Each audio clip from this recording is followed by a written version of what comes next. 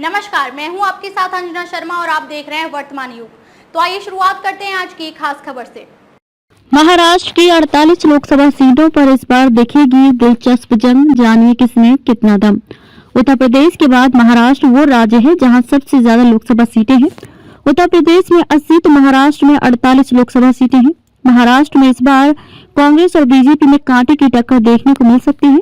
2019 के लोकसभा चुनावों के दौरान बीजेपी ने बहुत अच्छा प्रदर्शन किया था। शिवसेना के साथ गठबंधन में दोनों ने 41 सीटें जीती थी, जिसमें 23 पर बीजेपी तो 18 सीटें शिवसेना ने जीती थी। लेकिन इस बार स्थिति अलग है, क्योंकि इस बार बीजेपी की सहयोगी शिवसेना टूट गई है। प्रमुख गुट का नेतृत्व एकनाथ शिंदे कर रहे हैं, जिनका बीजेपी के साथ गठबंधन है। वहीं उद्धव बाला साहेब ठाकरे गुट अब विपक्ष का पक्ष ले रहा है। राष्ट्रवादी कांग्रेस पार्टी एनसीपी भी दो फाड़ हो गई है, जहां अजित पवार ने बीजेपी शिवसेना गठबंधन सरकार के साथ गठबंधन किया है।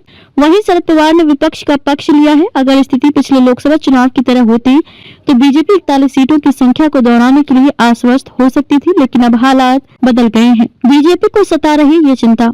बीजेपी को ये उम्मीद तो है कि वो शहरी इलाकों में अच्छा प्रदर्शन करेगी, लेकिन पार्टी इस बात को लेकर चिंतित है कि ग्रामीण इलाकों में उसका प्रदर्शन कैसा रहेगा। राज्य में इस समय कृषि संकट है। बेमौसम बारिश और अप्रत्याशित मौसम के कारण नियमित रूप से फसल को नुकसान हो रहा है। राज्य सरकार किसानों को मुआवजा तो दे रही है, लेकिन फसल क्षति एक नियमित परिदृश्य बन गई है।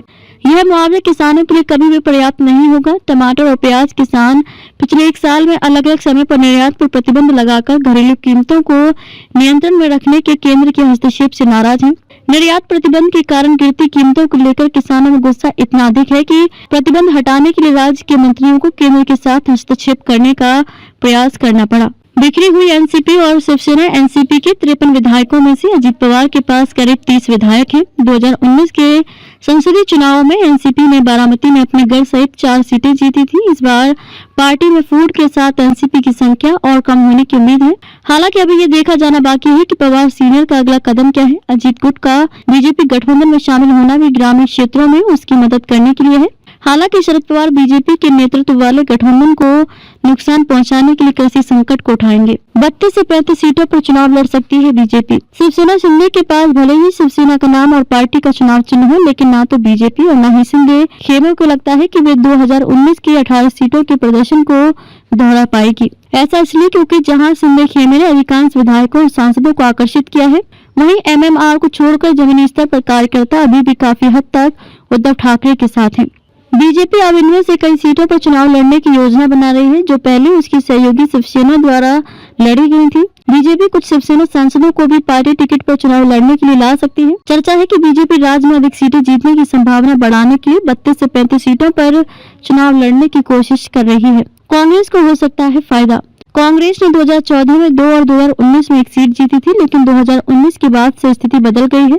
2023 में कांग्रेस पुणे की कसबा विधानसभा सीट जीतने में कामयाब रही। नतीजा चौंकाने वाला था, क्योंकि बीजेपी 28 साल से यह सीट कभी नहीं हारी थी। हालांकि यह सिर्फ एक विधानसभा सीट थी। इसने राज्य में कांग्रेस के पुनरुत्थान की झलक दिखाई। एनसीपी और शिवसेना के अलग होने के बाद केवल कांग्रेस को विपक्ष के रूप में देखा जा रहा है, जो भाजपा का मुकाबला कर सकती है।